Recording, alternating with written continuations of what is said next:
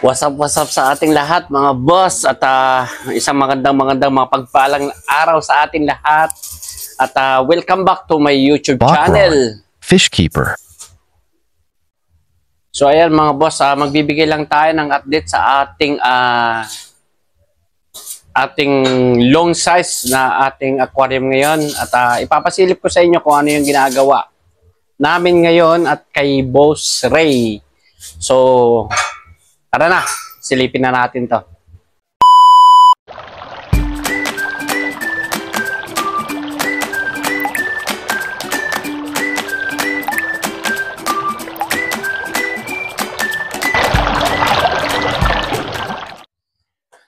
So ayan mga boss, ipapasilip ko sa inyo yung mga ginagawa dito. Supposed to be dati, kung naalala nyo, dalawa tong gumagana dito.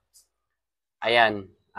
Yung mga dati dito, yung harmful saka harmless na mga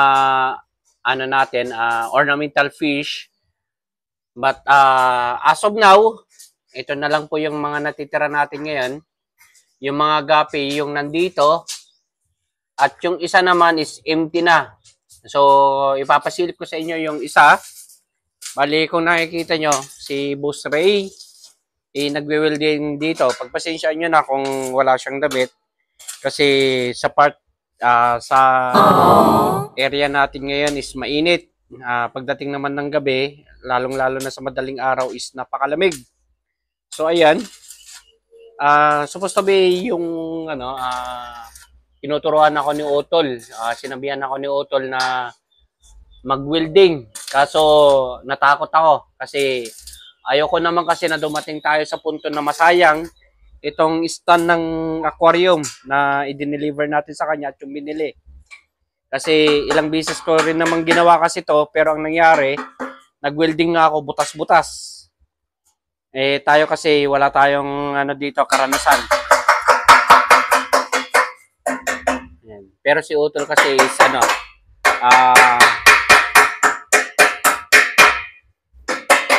si Utol kasi ito talaga yung naging niya kasi. Sabihin natin pinaka-special subject niya nung siya ay nag-aaral. Kaya ito yung niya, anong tawag nun, major. So ayan, kung nakikita nyo. So, ipapasilip ko lang sa inyo. Supposed to be ito, yung ginagawa na kasi ni Otol is patungan doon sa, dito sa ating 5 gallons na dalawa. So, mangyayari kasi dito, ito, mabubuhay. Bali, maglalagay ulit tayo dito. Ayan, maglalagay ulit tayo dito ng mga isda. Then, ito, dahil sa marami mga anak, ayan pa rin. Marami pa rin sila. So, ang mangyayari kasi, may tendency kasi na yung mga anak, pag dumami, ililipat dito. Ayan. So, ayan. Kung nakikita nyo, ayan. Ito yung pinaka-submersible pump. Bali, itong submersible pump is 40 watts. So, malakas kasi siya dito. So, ang nangyayari kasi is kailangan natin palitan ng 25 watts dahil sa umaapaw. So, bali ganito pala yung pamamaraan kung paano mag-welding. Pero, hindi kasi tayo bihasa dyan. At masakit talaga sa mata. Kailangan yung mata mo maging cyclops ka. Katulad dito, ipapakita ko. Ayan. Maninisid dyan, muro ami yan. Ayan. Kung nakikita nyo yung pinakasalamin niya, yan. Yan. Salamin yan ng pangsisid sa mga isda. Pero hindi yan pang isda ang ginagamit. Oh my God. Ito para sa welding machine. Yan. Nakikita nyo. Hindi natin kaya yan. Kasi for sure, pag tayo gumawa niyan, butas yan. At masasayang lang yung stand na yan. Baka dahil sa bigat ng long size na aquarium na nandito, baka mamaya mabali, mabutas, at the same time, masira. Kawawa naman. Imbis na mapakinabangan, maging junk shop per kilo ng kalalabasan nito. So kung nakikita nyo, pa-spot-spot lang yung ginagawa ni Utol. Ayan. Huwag natin pakialaman yan. At hindi natin, ano yan, hindi natin kabisado yan. Saka bawal, kontrahin, baka mag-oromentado si Utol. Mahirap. Pero ano lang yun, joke lang yan. So ayan. Pagpasensya nyo na kung walang pang-itaas si Utol. At napakainit naman kasi talaga dito. Sakit sa mata. Hindi natin pwedeng i-stay yung mata natin dito sa pagbibideo at mahirapan tayo dito. Ayan. So, sakto-sakto pala dumating yung dito. Parcel na inaantay natin. Ayan, ito yung 25 watts. Mas maliit kumpara dun sa 40 watts. At meron din dito yung in-order natin na ayan. So napakarami nito. Para malinis at talagang solid yung niya. Yung mga beneficial bacteria talagang pasok na pasok dito at dito sila mabubuhay. At hindi lang 'yon. Meron tayo ditong lava rock. So ayan. Maya-maya siguro pag nakapagpahinga lang tayo is ilalagay na natin 'to. So may sinasabi pala dito si Boss Ray na mahirap mag-welding lalo na kung may pintura yung bakal. Hindi daw masyadong madikit or hindi masyadong kumakapit or hindi nagkukontak yung yung bakal doon sa welding rod. Ayan. Actually si Boss Ray is pabalik na kasi ng Saudi. Kaya sinasamantala niya yung pagkakataon na meron pa siyang natitira mga ilang araw para gawin itong pagwi-welding. At pinipilit niya na matapos nang sa ganun, sabi nga niya sa akin, baka mamaya pagbalik niya ng Saudi, hindi pa niya nakita na maayos itong aquarium na to na in-order niya sa atin. Pero dahil siya yung bihasa, pinabayaan na lang natin siya na siya yung gumawa.